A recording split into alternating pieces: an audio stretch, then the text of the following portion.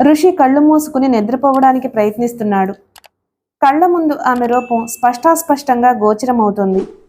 మెరుపు తీగలాంటి లావణ్యంతో, నిరుపమాన సౌందర్యంతో కదిలే శిల్పంలో ఉన్న ఆమె కాదు అతన్ని ఆకర్షించింది. ఒక అమ్మాయి బ్రేక్స్ ఫెయిల్ అయిన కారులో అంత దూరం నుంచి డ్రైవ్ చేసుకుంటూ వస్తున్న దృశ్యం ఊహించుకోవడానికే మనోజ్ఞంగా ఉంది. ఎలాంటి కంగారు లేకుండా అతి సాధారణంగా, అదేదో సామాన్య విషయంలా ఆమె తనతో కారు బ్రేక్స్ ఫెయిల్ అయిన విషయం చెబుతున్న దృశ్యం కదలాడుతుంది అతని కళ్ల ముందు. సుషుప్తికి జాగృతికి మధ్య అతనికి ఆమె మళ్లీ మళ్లీ గుర్తుకొస్తూనే ఉంది. రాత్రి నిద్రకరువైన అతను ఆలస్యంగా లేచి షెడ్డు దగ్గరకు వెళ్లేటప్పటికీ 10 గంటలు దాటింది. షెడ్డులో అడుగుపెట్టిన మరు నిమిషం అతను ఆమె గురించిన జ్ఞాపకాన్ని తాత్కాలికంగా మర్చిపోయి తను ఒక యంత్రంలా మారిపోయాడు.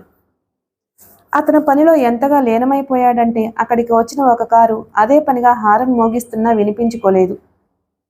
ఒక మెకానిక్ అతని దగ్గరగా వచ్చి చెప్పాడు, ఎవరో ఒక ఆవిడ కారు చెడిపోయిందట, మిమ్మల్ని వచ్చి చూడమంటున్నారు. సాధారణంగా రిపేర్కి వచ్చిన ప్రతి కారుని స్వయంగా మొదట అతనే పరిశీలిస్తాడు. అందుకే ఆ వైపుకి కదిలాడు. డ్రైవింగ్ సీట్లో కూర్చుని ఉన్న ఆమెను చూస్తూనే అప్రయత్నంగా ఒక అడుగు వెనక్కి వేశాడు. ఆమె అతడి ముఖంలో తనను గుర్తుపట్టిన భావం కదలాడగానే ఆమె అంది, బ్రేక్ ఫెయిల్ అవ్వలేదు, ఉన్నట్టుండి మీ షెడ్డు దగ్గరికి వచ్చేటప్పటికి ఆగిపోయింది అంటూ కారు దిగింది. అతను కారు ఇంజిన్ ఓసారి ఆడిస్తూ ఒక మెకానిక్ని పిలిచి చెప్పాడు, ట్రబుల్ ఏమీ లేదు, ఒకసారి కార్పొరేటర్ క్లీన్ చేసి పంపించు అని ఆమె వైపు తిరిగాడు. లోపలికొచ్చి కూర్చోండి, ఒక అరగంటలో మీ కారు రెడీ అయిపోతుంది. కారు రెడీ అయ్యిందని మెకానిక్ చెప్పాక ఆమె బిల్ పే చేసి లేచింది. ఆమె వెళ్ళిపోతుంది అనే భావనే ఋషికి నిరాశగా ఉంది. అదృశ్యం కాబోయే గంధర్వకన్యని చూసినట్లు ఆర్తిగా ఆమె వైపు చూశాడు. ఆమెను మళ్లీ కలుసుకోవాలి, ఎలా అనే ఆతృత నిలవనివ్వడం లేదతన్ని. మిమ్మల్ని ఎలా కాంటాక్ట్ చేయటం, ఎలా? ఋషి అడిగిన దానికి ఆమె కనుబొమలు పైకి లేచాయి. దేనికి నన్ను కాంటాక్ట్ చేయటం? మిమ్మల్ని చూడగానే నాలో ఒక సదభిప్రాయం కలిగింది. నీటికి రంగు, గాలికి రూపం లేనట్లే నా భావనకి రూపం లేదు. నాకెవ్వరూ స్నేహితులు లేరు. ఒక రకంగా చెప్పాలంటే నేను స్నేహం చేయాలి అనుకునే వ్యక్తి నాకు నచ్చకపోవడం వల్లే నాకు స్నేహితులు లేరేమో. కానీ మిమ్మల్ని చూశాక మీతో స్నేహం చెయ్యాలనిపించింది. మీకు అంగీకారమేనా? రశ్మి భ్రుకుటి ముడిపడింది. స్నేహమా? నా నుంచి ఏ రకమైన స్నేహాన్ని వాంఛిస్తున్నారు మీరు? మీతో చెయ్యి కలుపుకునే పార్కులకి సినిమాలకి రావాలా, లేక మీతో కాసేపు కాలక్షేపానికి కబుర్లు చెప్తే చాలా? ఋషి ముఖం ఎర్రబడింది. స్నేహం చాలా పవిత్రమైంది నా దృష్టిలో. మీరు దానికి ఏవేవో అర్థాలు తీస్తున్నారు. కాదు, మనుషుల నైజాన్ని వివరిస్తున్నాను. అందమైన గర్ల్ ఫ్రెండ్తో సినిమాకి వెళ్ళడం అబ్బాయిలకి, అందం డబ్బు ఉండి తన సరదాలు తీర్చే అబ్బాయిలతో స్నేహం చేయటం అమ్మాయిలకి గొప్పగా భావించటం నాకు తెలుసు. క్షమించండి, మీ అందాన్ని చూసి వెర్రెక్కి స్నేహాన్ని అడ్డు పెట్టుకుని మీతో పరిచయం పెంచుకుంటున్నాను అని మీరు అపోహపడితే అందుకు నేను బాధ్యుణ్ణి కాదు. ఋషి ముఖం చూస్తే చెప్పొచ్చు అతను ఎంత హర్ట్ అయ్యాడు. అతను రయ్యమంటూ వెనుదిరిగి వెళ్ళిపోయాడు. రశ్మి అతను వెళ్తున్న వైపు ఓసారి చూసి పెదవులపై విరిసిన చిరునవ్వు ముఖమంతా పాకిరాగా అక్కడి నుంచి బయటకొచ్చి కారు స్టార్ట్ చేసింది. బ్యాగుతో బయటకు వచ్చిన రశ్మిని పుస్తకంలోంచి తలెత్తి చూశాడు జయవర్ధన్. ఎక్కడికైనా వెళ్తున్నావా? మీకోసం బ్రెడ్డు పళ్ళు కొందామని. పనివాణ్ణి పంపు. నువ్వు ఇంట్లో లేకపోతే నాకు తోచటం లేదు రశ్మి. ఒంటరితనం పిచ్చెక్కించేలా ఉంది. ఇంట్లో పనేమీ లేక విసుగ్గా ఉంది నాకు. గంటలో వచ్చేస్తాను ప్లీజ్. ఆమె స్వరంలోని అభ్యర్థనను కాదనలేకపోయాడతను. బ్రెడ్డు పళ్ళు ఉన్న బాస్కెట్తో నడుస్తున్న రశ్మి తన సమీపంలో ఆగిన కారు విండోలోంచి తల బయటకు పెట్టి పిలుస్తున్న ఆ వ్యక్తిని వెంటనే గుర్తించింది. జేకే. హలో విష్ చేసింది. నడిచొస్తున్నారేమిటి? సాయంకాలం వేళ కాసేపు నడవడం నాకు ఇష్టమైన హాబీల్లో ఒకటి. ప్లీజ్ గెట్ ఇన్, రండి, మీ ఇంటి దగ్గర డ్రాప్ చేస్తాను డోర్ తెరుస్తూ అన్నాడతను. ఆమె మొహమాట పడుతూ అంది, మీకు లేట్ అవుతుందేమో. పర్వాలేదు, నేను జయవర్ధన్ని చూడాలనుకుంటున్నాను. రశ్మి కారెక్కింది. జేకే కారు స్టార్ట్ చేశాడు. ఎలా ఉన్నాడు జయవర్ధన్? సమాధానంగా ఆమె కళ్లల్లో నీళ్లూరాయి. తను అవిటివాణ్ణని, బ్రతకడం నిరర్ధకమనే భావం ఆయనలో బలంగా నాటుకుపోయింది. అదే ఆయన్ని మానసికంగా కృంగదీస్తుంది. నేను ఏం చేయగలను? ఆయన్ని ధైర్యంగా ఆనందంగా ఉంచడానికి నా సాయశక్తులా కృషి చేస్తున్నాను. ఆమె చెంపల మీదుగా కన్నీళ్లు జారిపడ్డాయి. మీరు రిలాక్స్ అవ్వండి. మీరే అధైర్యపడితే ఎలా? జేకే కారాపాడు. రశ్మి కర్చీఫ్ తీసి కళ్ళు తుడుచుకుంది. జేకే కారు దిగి వెళ్ళి 2 కూల్ డ్రింక్స్ తెచ్చాడు. Please have it. ఆమె అభ్యంతరం చెప్పకుండా తీసుకుంది. తిరిగొచ్చి మళ్ళీ కారు స్టార్ట్ చేశాడు. రశ్మి మౌనంగా గంభీరంగా కూర్చుంది. ఆమె ముఖం చూసి ఆమె ఏ విషయమో తీవ్రంగా ఆలోచిస్తుందని జేకే మరి ఆమెను మాట్లాడించే ప్రయత్నం చేయలేదు. జేకే ఆమెను చూడకూడదనుకుంటూనే చూస్తున్నాడు.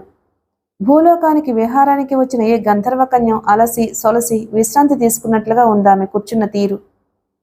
రశ్మి అంతం తాలూకు మత్తులో మునిగిపోయిన జేకే క్షణం అప్రమత్తుడయి ఎదుటి వాహనాన్ని చూడలేదు.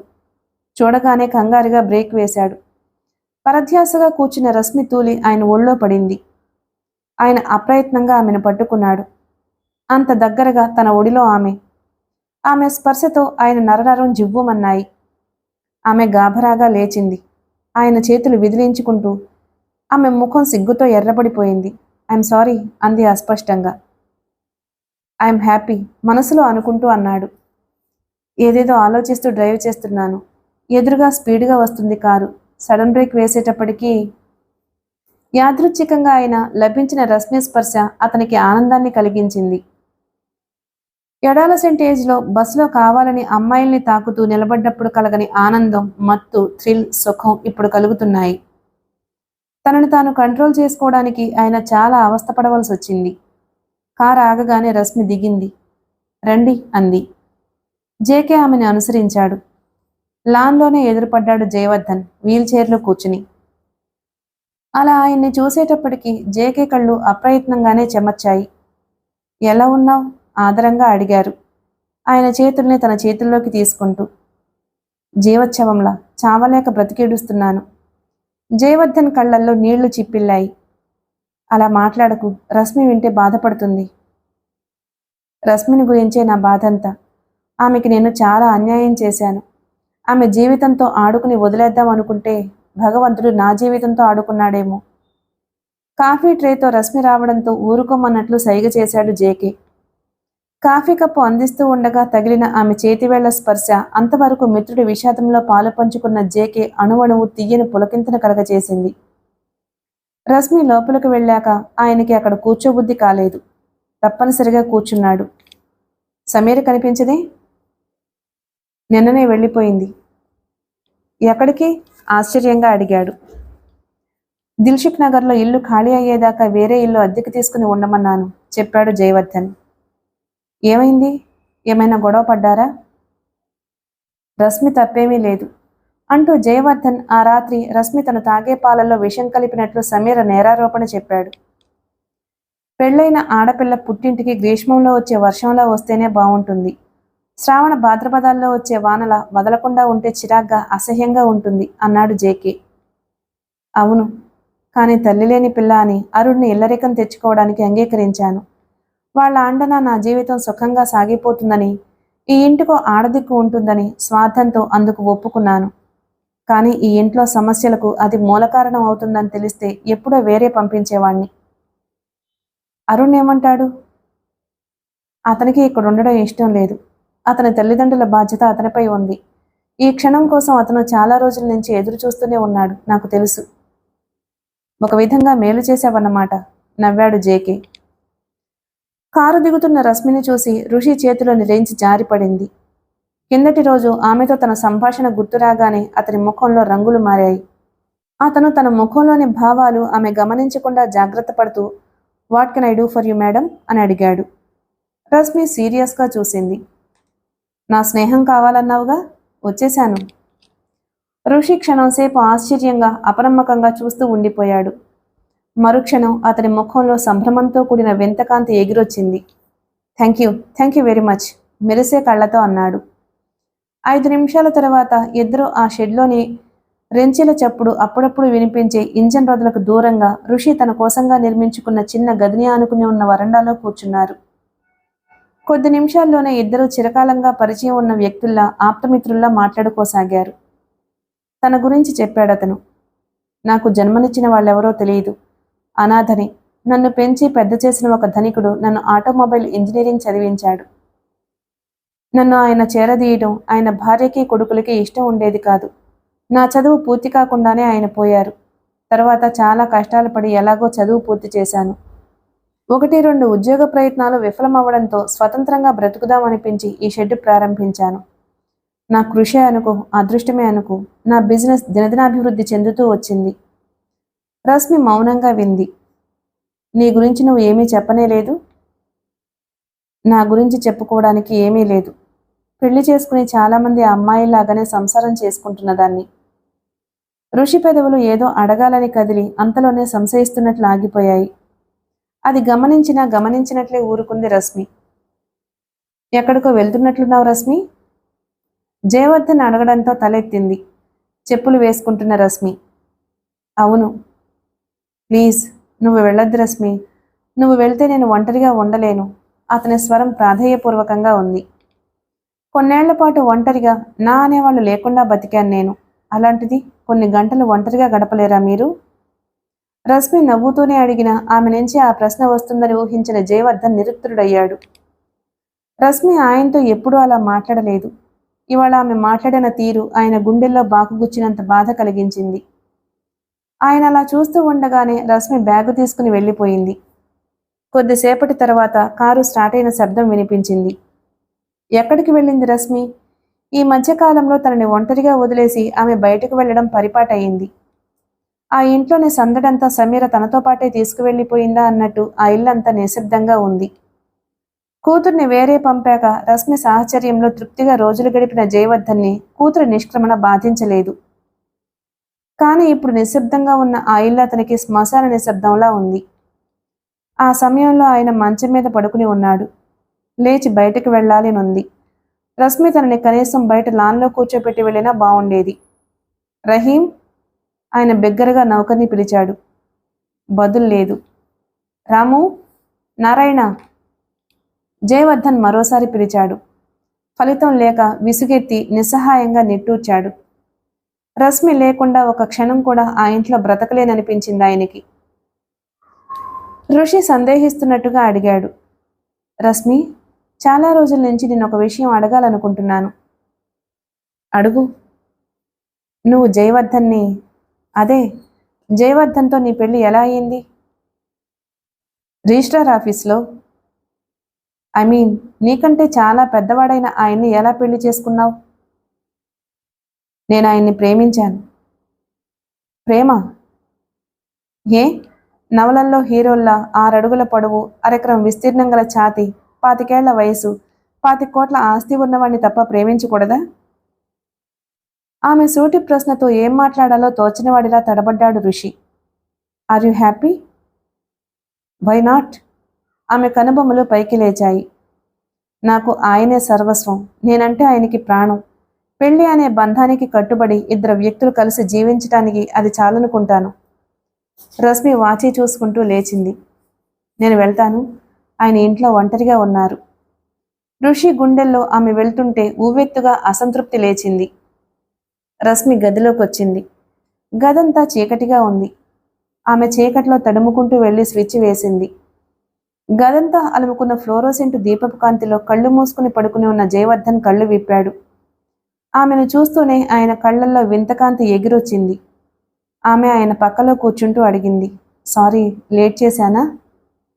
లేదు, పర్వాలేదు. అస్పష్టంగా ఉంది ఆయన స్వరం. మీకు నాపై కోపం వచ్చింది కదూ? లేదు, నాపై నాకే కోపం వచ్చింది. నిన్ను బయటకు వెళ్లకుండా ఆపాలని ప్రయత్నించినందుకు. మిమ్మల్ని వదిలి వెళ్లకుండా ఉండవలసింది. మిమ్మల్ని బాధ పెట్టాను కదూ? రశ్మి పెదవులు ఆయన నుదుటిని అద్ది అక్కడ ఆగకుండా ఆయన పెదవులపైకి జారాయి. ఆమె పెదవులు చేసే అల్లరి ఆయనలో అలజడిని రేకెత్తించింది. చాలా రోజుల తరువాత దగ్గరగా తనకు అత్యంత ప్రియమైన రశ్మి. ఆమె అధరస్పర్శతో ఆయనలో అగ్నిశిఖ రగులుకుంది. నరాలు మెలితిరుగుతున్నాయి. నిప్పు ముద్దలా మారిన శరీరం తనని దహించి వేస్తుందేమో అన్న బాధ, ఏదో కావాలనే తపన, వెర్రి ఉద్రేకం. రశ్మి ఆయన చేతులు తన వీపును బలంగా చుట్టేయటంతో కంగారుగా విడిపించుకుంది. రశ్మి, నాకు నువ్వు కావాలి, ఇప్పుడే, ఈ క్షణంలోనే. మీ ఆరోగ్యం. రశ్మి, ఇంకా నన్ను ఏడిపించుకు. జయవర్ధన్ చేతులు చాపాడు. ఆమె ఆయన గుండెల్లో ఒదిగిపోయింది. ఆయనలో ఉద్రేకం కట్టలు తెంచుకుంది. ఆమెను తనలో ఐక్యం చేసుకోవాలి అన్న కోరిక చెలియని కట్టలేని సముద్రంలా ఉప్పొంగింది. ఆయనకి తనేమిటో తన పరిస్థితి ఏమిటో గుర్తుకొచ్చింది. ఆమెను చుట్టిన చేతులు అప్రయత్నంగానే వదులయ్యాయి. ఆసక్తత, నిస్సహాయత ఉక్కుమ్మడిగా చుట్టుముట్టాయి. శరీరంలోని రక్తం అంతటినీ ఎవరో తోడేస్తున్న ఫీలింగ్. ఆయన ఉన్నట్టుండి తనను వదిలేసేటప్పటికీ రశ్మి కళ్ళు తెరిచింది. జయవర్ధన్ మూసుకున్న కనురెప్పల చాటు నుంచి నీళ్లు. రశ్మి కంగారుగా లేచి ఆయన్ని పొదవి పట్టుకుంది. ఏమైంది? నాకు చెప్పరు? నేను నేను రుద్ధస్వరంతో అన్నాడాయన. అసమర్థుణ్ణి రశ్మి. జీవితంలోని సుఖాలన్నింటినీ జుట్టుకోవాలనుకున్నాను. భగవంతుడు నా కాళ్ళిలా విరిచేస్తాడు అని కల్లో అయినా అనుకోలేదు. ఆమెకు కన్నీళ్లొచ్చాయి. నా నుంచి ఆశించేదాన్ని మీరు పొందలేకపోతున్నారు అని బాధపడినా, మిమ్మల్ని నా మనిషిగా చేసుకున్నాను అని తృప్తిపడినా, కోరికలు చంపుకుంటూ విరాగినిలా ఎలా బతకగలుగుతున్నావు రశ్మి? మీరు నావారు అనే భావనే తృప్తినిస్తుంది. నాకది చాలు. మీ నుంచి ఏమీ ఆశించను. ఆయన తృప్తిగా కళ్ళు మూసుకున్నాడు. రశ్మి జయవర్ధన్ని వీల్ చైర్లో లాన్లోకి తీసుకొచ్చింది. ఈరోజు ఎక్కడికి వెళ్ళలేదే? అడిగాడాయన. నేను లేకుండా ఒంటరిగా ఉండలేనన్నారుగా, అందుకని. పనివాడు తెచ్చిన లైమ్ జ్యూస్ని అందించింది. నేను ఎంత స్వార్థపరుణ్ణి. నా సుఖం కోసం నిన్ను బాధ పెడుతున్నాను. నన్ను క్షమించు. ఆయన కళ్ళల్లో నీటి పొర. మీ స్వార్థంలో ప్రేమ ఉంది. ఏ మగవాడైనా భార్య తన కోసం జీవించాలనుకుంటాడు. అందులో తప్పే ఉంది? కానీ నా స్వార్థం క్షమించరాంది రశ్మి. నా కోసం నువ్వు అన్నిటికీ దూరమయ్యి. ఆయన మాట పూర్తి కాకుండానే అంది రశ్మి. మిమ్మల్ని పెళ్లి చేసుకోవడంలో నా స్వార్థం లేదా? స్వార్థమా? మిమ్మల్ని శాశ్వతంగా నా మనిషిగా చేసుకోవాలి అన్న స్వార్థం. ఐ లవ్ యూ రశ్మి. నువ్వు లేని జీవితం నాకొద్దు. మీరు నన్ను ఎంతగా ప్రేమిస్తున్నారు కదా. వన్ ఫైన్ మార్నింగ్ మీపై నాకు ద్వేషం తప్ప ప్రేమ లేదు అని చెప్పాననుకోండి, ఏం చేస్తారు? టీజింగ్గా అడిగింది. వద్దు. నువ్వు నన్ను ద్వేషిస్తున్నావు అన్న ఊహకే నాకు చేదు మాత్రం మింగినట్లుంది. ఆయన ముఖంలో దైన్యం. నిజంగా కాదుగా, జస్ట్ ఊహించుకోమంటున్నాను అంతే. ప్లీజ్ ఆ టాపిక్ వదిలేయి. ఆయన ఆమె చేతిని గుండె కానించుకున్నాడు. నేను ఇంకా బతికున్నానంటే నీ ప్రేమే కారణం. ఆయన స్వరం భావోద్వేగంతో కంపించింది. నిన్న రాలేదే? ఋషి ప్రశ్నతో తలెత్తి చిన్నగా నవ్వింది రశ్మి. వీలు పడలేదు. నేను మీ ఇంటికి వద్దామనుకున్నాను. అవసరం లేదు. మెల్లగా అయినా ఖచ్చితంగా ధ్వనించింది ఆమె స్వరం. ఋషి ముఖం పాలిపోయింది. ఇక మీదట మనం తరచుగా కలుసుకోవడానికి వీలు పడకపోవచ్చు. ఎందుకని? ఎందుకంటే క్షణం ఆగి అంది. నాకు భర్త, సంసారం ఇవే ముఖ్యం. నీతో స్నేహం కాదు. పోనీ నీ ఫోన్ నెంబర్ అయినా ఇవ్వచ్చు కదా ఎప్పుడైనా. కుదరదు. అతని మాట పూర్తి కాకుండానే అంది. హతాశుడయ్యాడు ఋషి. ఆశాభంగం పొందిన భావం అతని ముఖంలో స్పష్టమైంది. నేనేమైనా నీతో తప్పుగా మాట్లాడానా? అతిగా ప్రవర్తించానా? ఎందుకలా ఉన్నావు రశ్మి? లేదు. మరి ఎందుకంత కోపంగా మాట్లాడుతున్నావు? నీపై నాకేం కోపం లేదు ఋషి అంటూ నవ్వింది. ఏమైంది? నీ భర్తతో ఏమైనా గొడవ పడ్డావా? ఆయన చాలా మంచివారు ఋషి. నాతో గొడవ పడరు. అంతగా నన్ను ప్రేమిస్తున్నారాయన. మరేమిటి? జయవర్ధన్ ఇంకెన్నాళ్ళలో బ్రతకరు ఋషి ఎటో చూస్తూ అంది. వాట్? అదిరిపాటుతో అడిగాడు. అవును. నీకెలా తెలుసు? తెలుసు అంతే. అదే ఎలా? ఆయన నన్ను పెళ్లి చేసుకున్న నాడే మృత్యుదేవతని వరించారు. జ్యోతిష శాస్త్రరీత్యానా? అవును. నా జాతకంలో భర్త చనిపోతాడని చెప్పారు. ఫూలిష్. ఎందుకోసమా నువ్వు వర్రీ అవుతున్నది? తల పంకించింది. నాకంటే వయసులో 25 ఏళ్లకు పైగా పెద్దయిన జయవర్ధన్ని పెళ్లి చేసుకుంటున్నప్పుడే నేను ఈ విషయం ఆలోచించాను. మరి ఎందుకు పెళ్లి చేసుకున్నావు? నేను ఆయన్ని ప్రేమించాను. ప్రేమ గుడ్డిదంటారు కదా, అది నా విషయంలో నిజమైంది. నేను వెళ్తానిక. వాచి చూసుకుంటూ లేచింది. నీ ఫోన్ నెంబర్ సంశయిస్తూనే అడిగాడు. వద్దు ఋషి, నాకు ఇష్టం లేదు.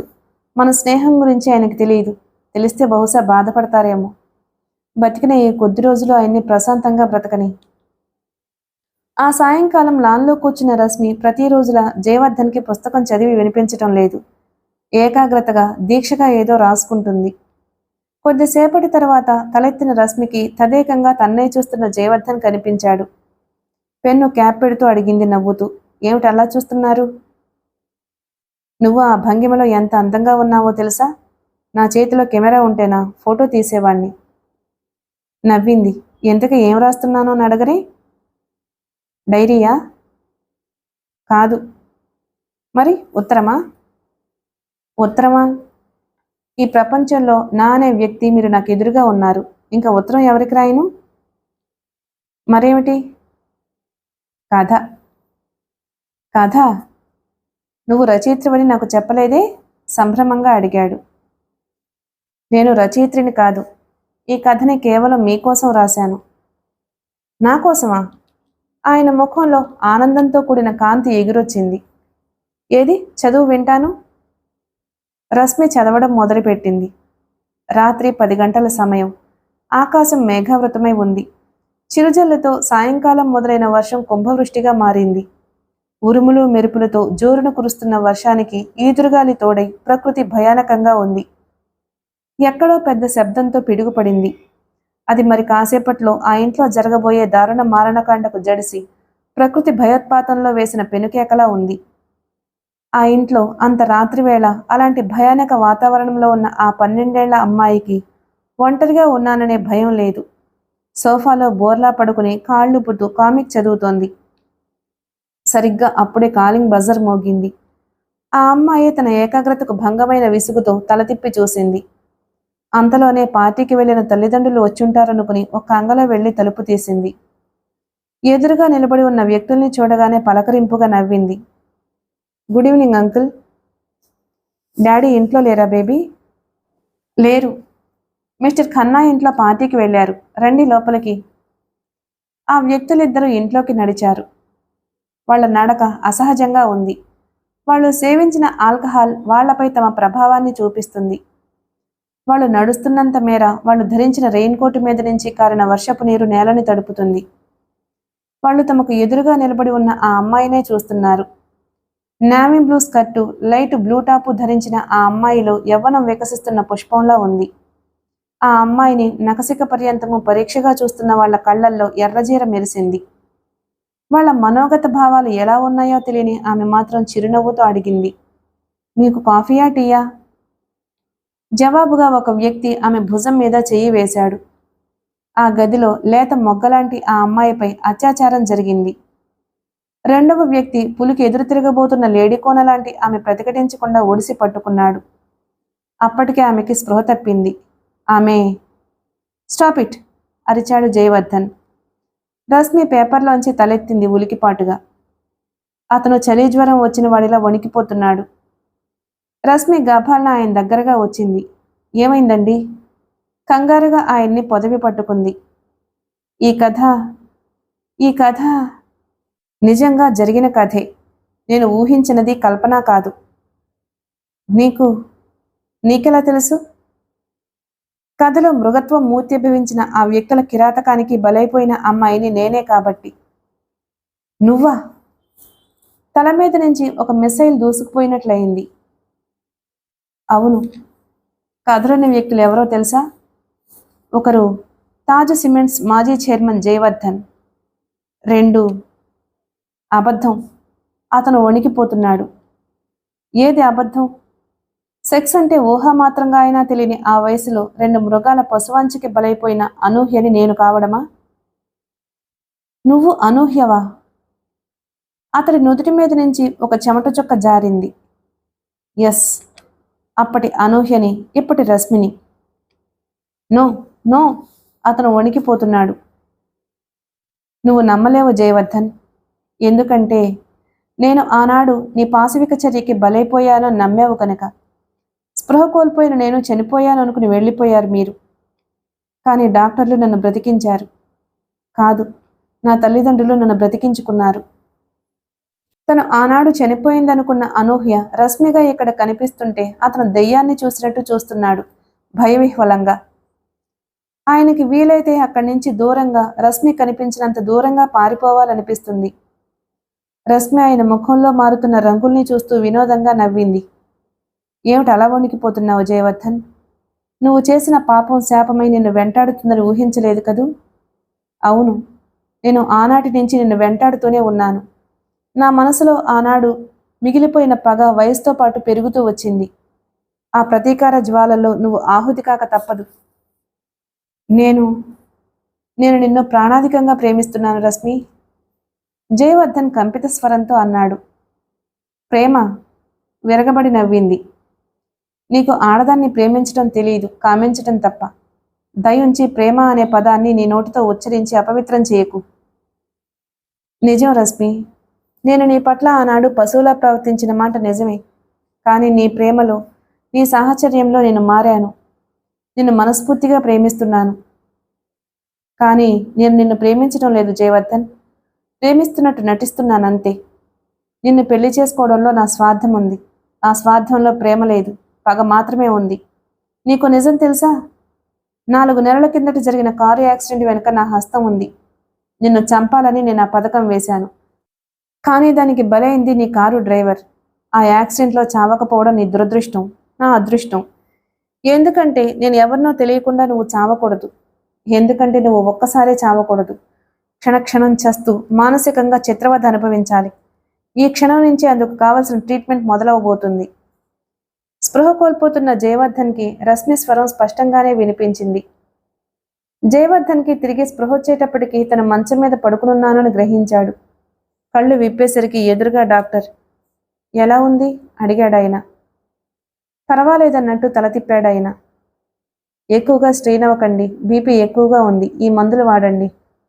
డాక్టర్ ప్రిస్క్రిప్షన్ రశ్మికి అందించాడు. అప్పుడు చూశాడు జయవర్ధన్ తన మంచం పక్కన నిలబడి ఉన్న రశ్మిని. ముఖంలో ఆందోళన, దుఃఖం ప్రతిఫలిస్తున్న ఆమెను. డాక్టర్ వెళ్ళాక ఆమె చేతిలో మందులతో ఆయన దగ్గరకు వచ్చింది. ఒకసారి నోరు తెరవండి, మందు వేసుకుందరు గాని. ఆ స్వరంలో కొద్దిసేపటి కిందట ధ్వనించిన కక్ష, పగ లేవు. శాంతంగా ఉంది. మంచు కన్నా చల్లని భావమేదో ఉంది. ఆయన వెర్రిగా అలాగే చూస్తున్నాడు. నోరు తెరవండి, అదే స్వరంతో అంది. ఆయన నోరు తెరిచాడు యాంత్రికంగా. ఆమె టాబ్లెట్ నోట్లో వేసి నీళ్లు పోసింది. డాక్టర్ ఎలా? ఆయన ఎలా అడగాలో అర్థం కానట్టు చూస్తూ ఆగిపోయాడు. నేనే ఫోన్ చేశాను మీకు స్పృహ తప్పగానే. మీరంత తేలిగ్గా చచ్చిపోవడం నాకు ఇష్టం లేదు. నిదానంగా అని ఆమె అక్కడి నుంచి అవతలకు వెళ్ళింది. జయవర్ధన్కి మరోసారి స్పృహ తప్పినంత పని అయింది. జయవర్ధన్ అనారోగ్య విషయం ఆయన మిత్ర బృందంలో తెలియజేయడానికి ఎంతో కాలం పట్టలేదు. ఒక్కొక్కరుగా వచ్చి ఆయన్ని పరామర్శించసాగారు. రశ్మి జయవర్ధన్కి టాబ్లెట్, పళ్లరసం తెచ్చింది. ఆయన రసం తాగాక నాప్కిన్తో ఆయన పెదవులు తుడిచింది. జయవర్ధన్ పట్ల ఆవిడికి ఉన్న అనురాగం ఆశ్చర్యలో వ్యక్తమవుతూ ఉండగా ఆమె వెళ్లిన వైపే చూస్తున్న చక్రపాణి అని ఆయన నిట్టూరుస్తూ అన్నాడు. నువ్వు చాలా అదృష్టవంతుడివై జయవర్ధన్. నిన్ను కంటికి రెప్పలా కాచుకునే భార్య ఉంది, మావిడ ఉంది. నేను రిటైర్ అయి సంపాదన లేకుండా ఇంట్లో కూర్చోగానే పనికిమాలిన వాడిని అన్నట్టు చూస్తుంది. నువ్వు మళ్ళీ పెళ్లి చేసుకున్నావని తెలియగానే నేను ఏమనుకున్నానో తెలుసా? ఈ వయసులో పెళ్లి చేసుకుని కోరి కష్టాలు తెచ్చుకున్నావని. కానీ ఈ స్థితిలో నిన్ను నీ కూతురు కూడా ఇంత అపేక్షగా చూస్తుందని అనుకోను. జయవర్ధన్ బలవంతాన ముఖాన చిరునవ్వు పులుముకుంటూ అవును అన్నాడు. ఆయనకి ఆ ఇంట్లో ఆమె సమక్షంలో ఉండాలంటే పులిబోన్లో ఉన్నట్టుంది. పూలదండాన్ని భ్రమపడి చేతిలోకి తీసుకుంటే అది కాటు వేయడానికి సిద్ధంగా ఉన్న విషసర్పమైతే ఎలా ఉంటుందో అలా ఉంది ఆయన పరిస్థితి. రశ్మి ఇన్నాళ్లుగా తనపై చూపించిన అనురాగమంతా నటన అంటే ఆయన మనసు అంగీకరించడం లేదు. రశ్మి బెడ్రూంలోకి వచ్చి కిటికీ తెరలు లాగుతూ జయవర్ధన్ వైపు చూసింది. ఆయన ఎటో చూస్తున్నాడు. ఆయన ముడిపడిన భృగుటి ఆలోచనల తీవ్రతను తెలుపుతుంది. రశ్మి గదిలోకి రావడం ఆయన చూడలేదు. కానీ ఆమె శరీరం నుంచి ఫారిన్ పెర్ఫ్యూమ్ సువాసనలు ఆమె ఉనికిని అక్కడ స్పష్టం చేస్తున్నాయి. ఆయన చరాలన తల తిప్పి చూశాడు. రశ్మి ఆయన తన వైపు చూడగానే నవ్వింది. బుసలు కొడుతున్న కళింగనాగు గుర్తుకొచ్చింది ఆయనకి. గతంలో ఆమె పెదవి విరుపుతో కంటి చూపుతో ఉన్నతుడయ్యే జయవర్ధన్కి ఆమె చూపు తనను దహించి వేసే అగ్నికీలలా అనిపిస్తుంది ఇప్పుడు. రశ్మి పిలిచాడు. ఆమె బదులు పలకలేదు, అలాగే చూస్తుంది. ఇదంతా అబద్ధం అని చెప్పు రశ్మి. నువ్వు నన్ను ప్రేమిస్తున్నావు కదూ, నాపై నీకు పగలేదు కదూ. దీనంగా అర్థింపుగా ఉంది ఆయన స్వరం. ఏదబద్ధం? నువ్వు నన్ను అమానుషంగా పైశాచికంగా అనుభవించటం అబద్ధమా? ఆ షాక్కి తట్టుకోలేక నా తల్లిదండ్రులు చనిపోవడం అబద్ధమా? నేను తప్పు చేశాను, నిజమే. ఆ తప్పుని దిద్దుకోవాలి అనుకుంటున్నాను. ఎలా? నా ఆస్తిని అంతటినీ నీకు ఇచ్చేస్తాను, నువ్వు ఎక్కడికైనా వెళ్ళిపో. నేను పెళ్లి చేసుకున్నది నిన్ను వదిలేయడానికి కాదు. నువ్వు చేసిన తప్పు దిద్దుకుంటావా? ఇన్నాళ్ళకా? అంకుల్ నన్ను వదిలేయండి అంటూ దీనంగా ప్రార్థించానే, అప్పుడు నీ కూతురు గుర్తురాలేదా నీకు? నీ వల్ల నా జీవితం నాశనమైంది, ఓకే. ఎప్పుడో పసితనంలో జరిగిన ఆ దారుణాన్ని మర్చిపోవడానికి ప్రయత్నించి కొన్నాళ్ల తర్వాత పెళ్లి చేసుకోవచ్చుగా అని నువ్వు నన్ను అడగొచ్చు. నన్ను గురించిన బెంగతోనే అమ్మా నాన్న ఇద్దరూ చనిపోయారు. నాన్నగారి పార్ట్నర్స్ వ్యాపారంలో నష్టం చూపించారు. నా అనే వాళ్ళ అండలేక, చదువుకోవడానికి డబ్బు లేక, ఈ ప్రపంచంలో ఒంటరిగా బ్రతకడానికి నేను అనుభవించిన వ్యధ నీకెలా అర్థమవుతుంది? ఇదంతా అబద్ధం అని చెప్పు రశ్మి. నువ్వు అనూహ్యవి కావు, నువ్వు రశ్మివే, నన్ను ప్రేమించిన రశ్మివి.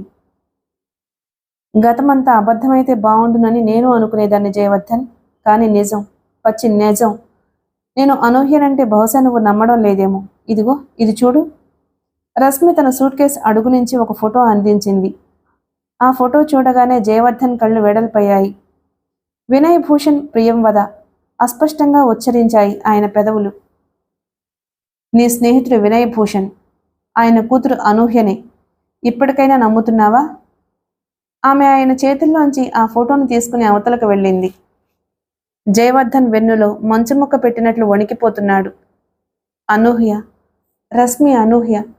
పిచ్చివాడిలా గొణుక్కుంటున్నాడు. కొన్నేళ్ల కిందట లేత మొగ్గలాంటి ఆ అమ్మాయిపై పాశవికంగా, రాక్షసంగా తను చేసిన అత్యాచారం గుర్తుకొచ్చింది. ఆయన హృదయాంతరాళంలో ఏమోలో దాగి ఉన్న పశ్చాత్తాపం కన్నీరుగా మారింది. పసివాడిలా రోధించసాగాడు జయవర్ధన్. 4 నెలల క్రిందట జరిగిన ఆ యాక్సిడెంట్ వెనుక నా హస్తం ఉంది. రశ్మి స్వరం. నువ్వు ఆ యాక్సిడెంట్లో చావకపోవడం నీ దురదృష్టం, నా అదృష్టం. ఎందుకంటే నువ్వు ఒక్కసారే చావకూడదు. అనుక్షణం నరకాన్ని చవిచూస్తూ, చిత్రవద అనుభవిస్తూ క్షణక్షణం చావాలి. రశ్మి స్వరంలో పగబట్టిన నాగుపాము బుసలు గుర్తుకొస్తున్నాయి. జయవర్ధన్ ఒళ్ళంతా చెమటలు పట్టేశాయి. తన భార్య రశ్మి తను ఒకప్పుడు చిరిచిన అమ్మాయేనని, తనపై పగ తీర్చుకోవడానికే తనను పెళ్లి చేసుకుందని ఎవరికైనా చెప్పాలి. ఎవరికి?